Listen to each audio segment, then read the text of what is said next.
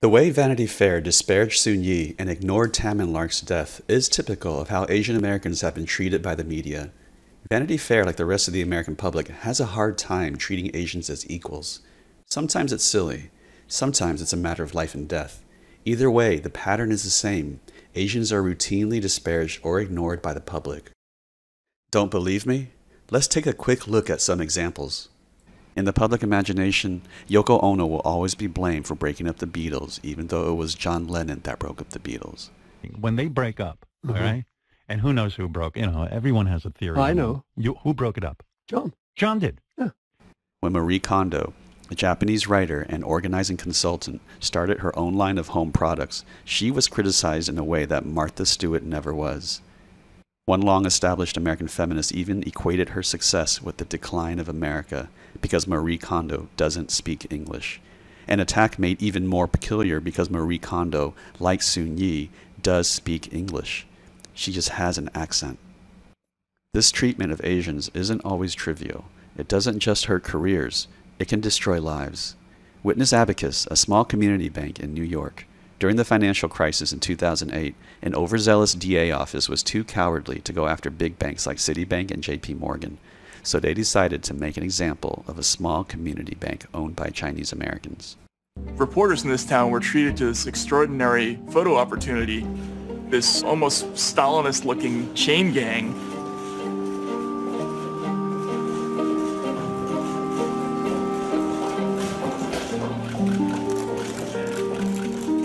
I'm a former prosecutor, I'm not soft on crime. I've never seen a spectacle like this.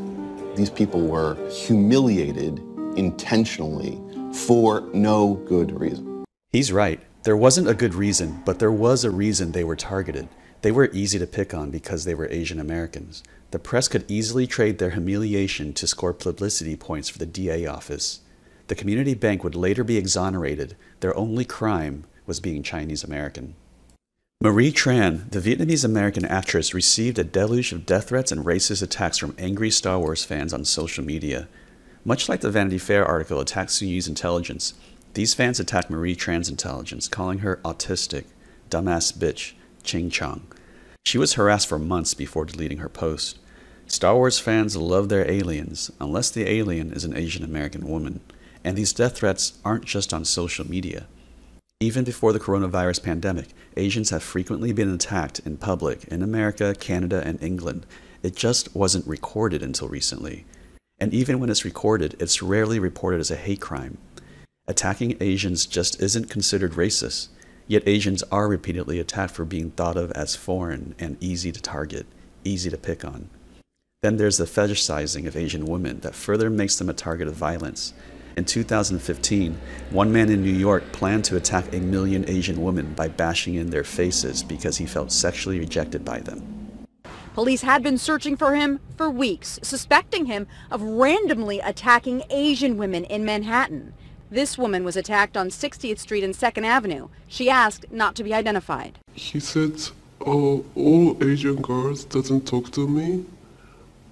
He can never get the phone number, and then I just ignore him. I didn't say anything, and then just after next second, he just hit my face. In 2019, 3 Asian American men were beaten to death with a hammer in a Chinese restaurant in New York City. Their murderer said he thought Chinese men were awful. It's one of the most grisly restaurant murders in recent history, and yet no one talks about it. In 1982, Vincent Chin was attacked on a Detroit street outside a McDonald's by 2 white men. One held him while the other bludgeoned him with a baseball bat. The attack was so brutal, Chin's brains were found on the sidewalk. These men executed Chin in public in front of multiple witnesses, including 2 off-duty police officers who observed the entire lynching. Yet the judge let Chin's murderers go. They only had to pay a fine of $3,000 and spent no time in jail. What was the rationale for letting these men get away with murder? Judge Charles Kaufman said, "These weren't the kind of men you send to jail." In other words, they were white. You would think this horrific public execution would be a sensational story, but outside the Asian American community, the story gained no traction. When it comes to the American public, there's 2 sides of the coin when you're Asian.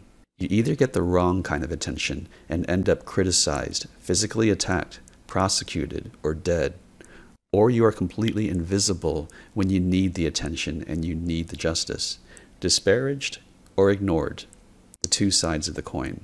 Soon Yi did make a public statement in 1992, shedding light on the abuse in Mia's home, but her account has largely been ignored.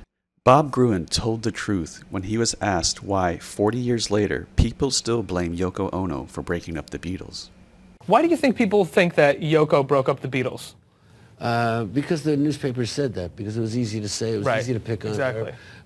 There's some racism, involved in that she was very easy to target.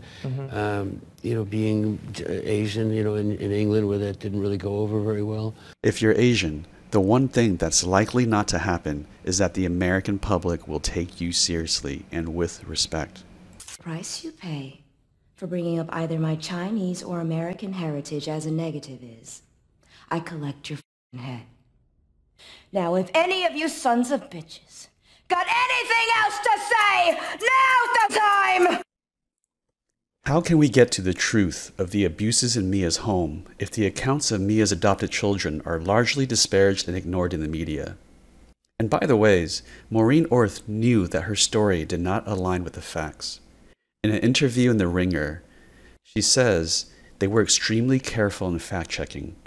They were in a room for 8 hours. The fact-checkers wouldn't let the piece be published unless they got a signed affidavit from Mia protecting them from being sued. Let's think about that. Maureen Orth knew that her story did not stand up to the facts. She also knew that it was completely biased from Mia Farrow's point of view, and she published it anyways. Recall that this scandal was a hot story. Maureen Orth was more concerned with publishing this hot story than she was for telling the truth. So much for truth in journalism. In Maureen Orth, we see the worst kind of journalism: active criticism of a victim of abuse and willful ignorance of potential abuses involving the death of adult children, with no rigorous fact-checking. It's going to be hard to really understand the abuses in Mia's home with this kind of mud in the water.